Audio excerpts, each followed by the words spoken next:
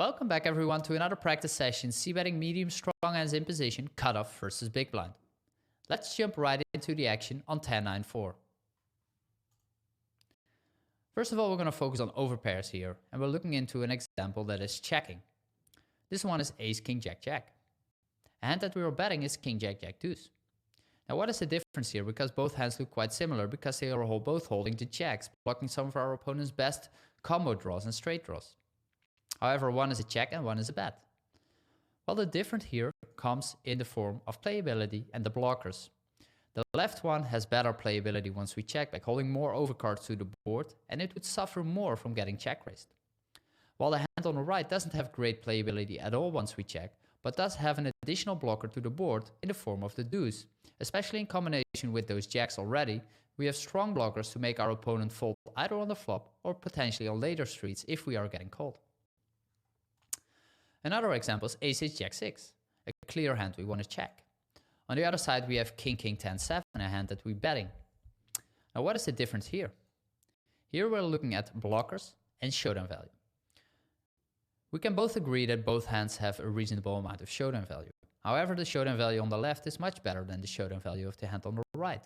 And that is mainly because not only it's aces versus kings, but also the fact that the left one has the backdoor nut flush draw, and the right one doesn't have a backdoor flush draw.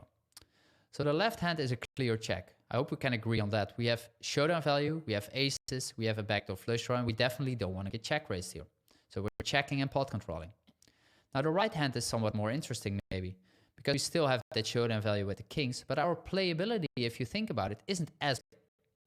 Now whenever our playability once we check isn't that great, we can potentially start betting if we are stacking multiple blockers to make our opponent fold, which is exactly the case here. We have the 10 and the 7 in combination with the kings here that altogether make up for a good candidate of betting here. Let's look into some top pairs. A hand that we check, queen, jack, 10, 3. And a hand that we bet is ace, 10, 8, 7. Now what is the difference here? Both have top pair and the open-ender. But the difference here is the additional equity in the form of the backdoor flush draw on the right hand. Whenever you have top pair with at least two additional strong components, you are very much incentivized to start betting because your hand is strong enough. However, the hand on the left side is somewhat more marginal, even though the straight draw is higher than the other one. But here the runouts aren't that great. The fact that we don't have a backdoor flush draw doesn't help. And we also want some hand in our checkback range to protect our range on all those straightening runouts. So this is a good candidate to add in there and play pot control and go for a check.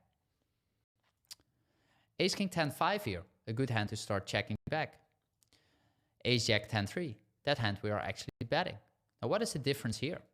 Here it comes down to playability and blockers. The left hand has a good amount of playability once we check back. We can turn strong two pairs by turning an ace or a king. And we also have the backdoor nut flush draw with the spades. That hand would suffer quite a bit from a check raise, and therefore we go for a check back. Now the hand on the right side, has much worse playability. We don't have the ace and the king, and we also don't have the backdoor nut flush draw. In addition to that, whenever our hand doesn't have the greatest playability, which is the case with that hand for example, we're looking for additional blockers if we want to go for a potential bet.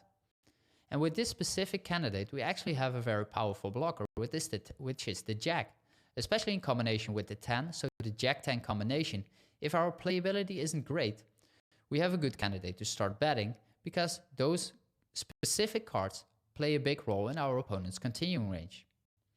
So the right one is a bet and the left one is a check. Finally, let's look into middle pair examples here, hands that we are checking versus betting. A hand that we are checking, 9, 8, 7, 6. And a hand that we are betting is 9, 8, 7, 6 as well, but this time with two backdoor flush draws. I think this is very obvious, like the right one has more equity, slightly more equity, it has better runouts, it can deal better with a check raise, while the left one, even though we also have a rep, we don't have the backdoor flush draws, the runouts aren't that great, and we don't really benefit as much from building up a big pot right away. So that's a check and the other one is a bet. Finally, let's look into another example where we have ace, 9, 6, 5. That one is checking versus ace, queen, 9, 7, a hand that we are betting here. Now the difference here comes in the fact of blockers. When you think about it, the left one, we have top pair, we have middle pair with the 9. But beside holding the 9, we don't really have much going on here. We don't have a lot of additional equity, but we also don't have any additional blockers to make our opponent, to increase the chance to make our opponent fold by betting. The hand is simply too marginal to start betting, even though our playability isn't that great if we check. That hand is just going to check, hope to hit something, and if not, we are probably going to give up on quite a good amount of turns. The hand on the right on the other side also doesn't have the greatest playability once we check, but here we are stacking some additional blockers, and therefore the value of betting is outweighing the value of checking here. Holding the queen and the 7 in combination with the queen high backdoor flush draw, those combinations altogether add up enough to justify a bet with this specific hand. Now again, we have seen quite a bit of examples now, and I hope it all together gave you some more ideas and knowledge about the specific spot. I will also update or upload this specific sim to the ranges so you can test it in the bucket tool, and I definitely recommend doing so because you only get better by doing this if you start doing a lot of repetition with it, see a lot of hand examples, and build slowly your intuition towards all these specific type of hands.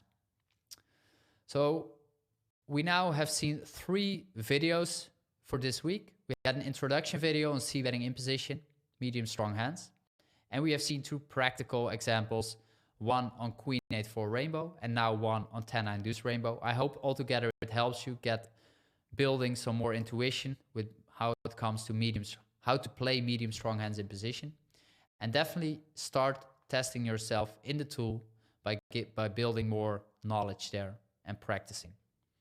This was Luke for the PLO Mastermind, and I will see you next week with a new episode.